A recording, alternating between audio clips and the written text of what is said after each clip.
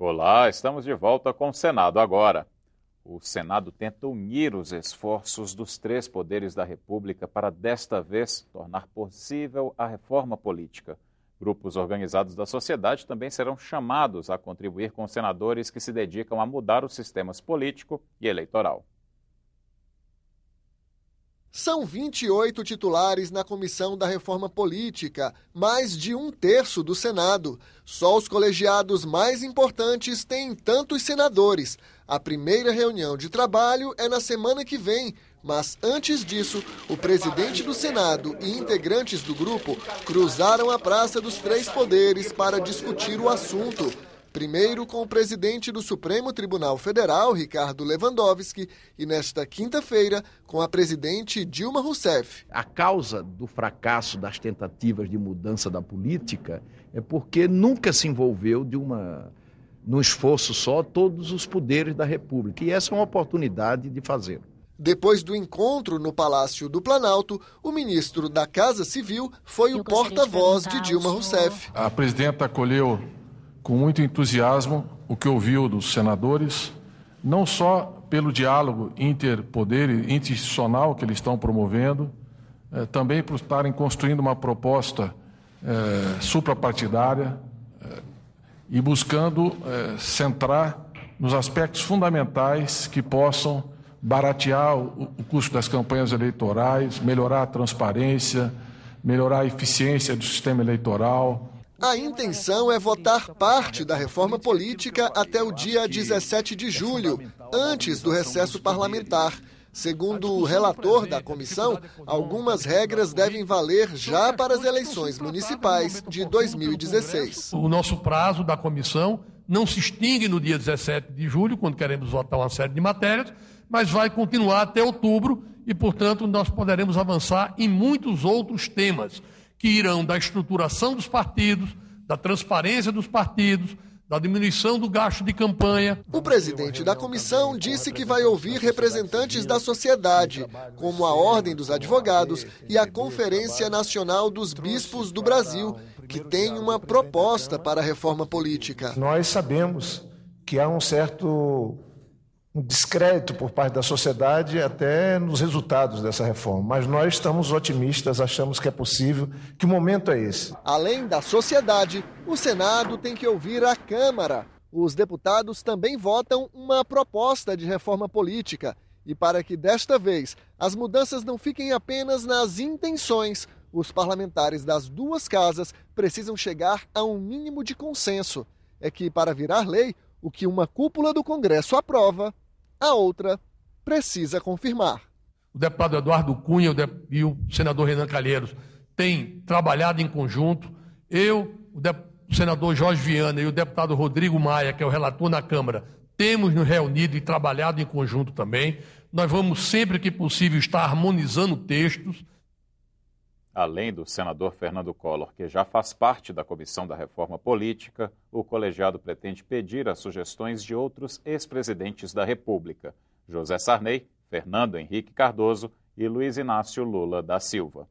O presidente do Senado apresentou em plenário nesta quinta-feira uma proposta de emenda à Constituição que cria a Autoridade Fiscal Independente, um grupo de técnicos com mandato de 4 anos para acompanhar os gastos do governo.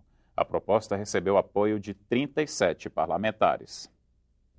A emenda constitucional cria uma figura responsável pelo diagnóstico da qualidade dos gastos feitos em programas do governo.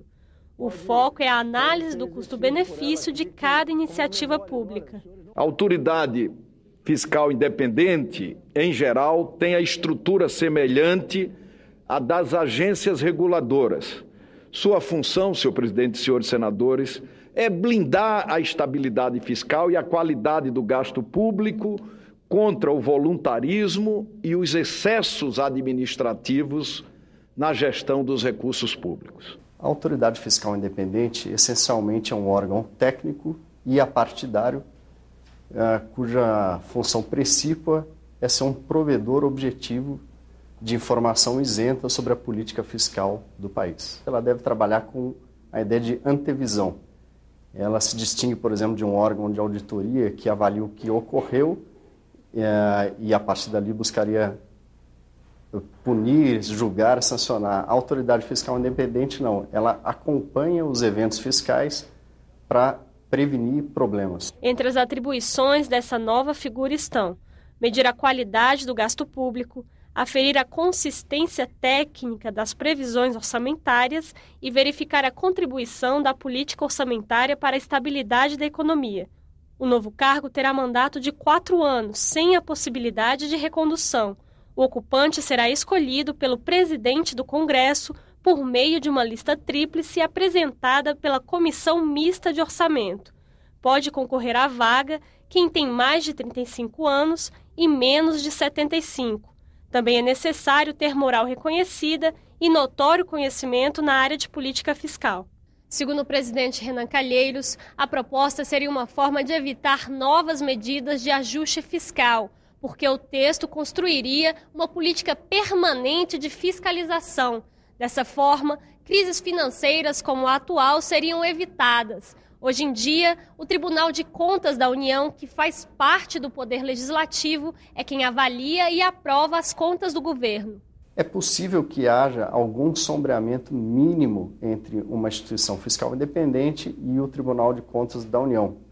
Mas essa eventual sobreposição, se houver, é mínima, porque uma instituição fiscal independente não se confunde com um órgão de auditoria. Nós temos no Senado a Comissão de Fiscalização e Controle. E nós temos o Tribunal de Contas da União. Nós precisamos avaliar muito bem, né, a proposta. O papel da nova autoridade seria apenas o de acompanhar tecnicamente os gastos do governo. O autor da proposta afirma que a ideia não é impor sanções ao Congresso ou fazer cortes no orçamento. A autoridade fiscal independente não irá impedir o Poder Executivo de conduzir a sua política de tributação e de gastos públicos. Em outras palavras, não cabe à autoridade fiscal independente, portanto, cortar ou alterar determinada despesa pública. Nós vamos ter uma autoridade que vai dizer mesmo se teve erro e teve omissão, tá certo? Não vai impor ao Congresso, mas vai explicitar para a opinião pública. A comitiva de senadores que foi à Venezuela cumpriu extensa agenda nesta quinta-feira. O grupo se reuniu com esposas de políticos de oposição presos e com Henrique Capriles, candidato derrotado por Nicolás Maduro em 2013 por uma diferença de 1,5 percentual.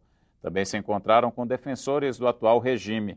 De Caracas, a repórter Glauciene Lara acompanhou a agenda dos parlamentares. Foi um dia cheio de reuniões. A comitiva de 4 senadores que veio a Caracas se reuniu com grupos governistas e de oposição ao presidente Nicolás Maduro. Para o senador Roberto Requião, do PMDB do Paraná, o que há de comum entre eles é o desejo de fim da violência política.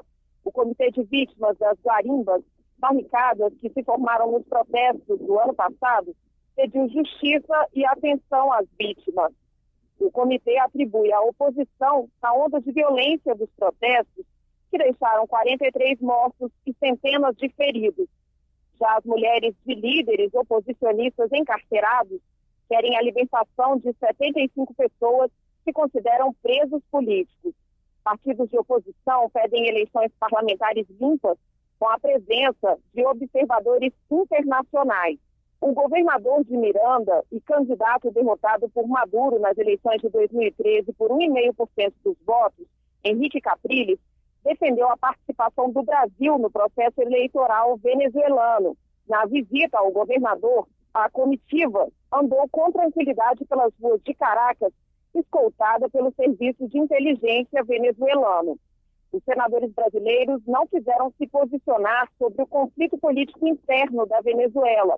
Consideraram um erro a vinda de 2 grupos do Senado e afirmaram que voltam ao Brasil com a tarefa de reunir as 2 comitivas e acompanhar como observadores as eleições parlamentares marcadas para 6 de dezembro.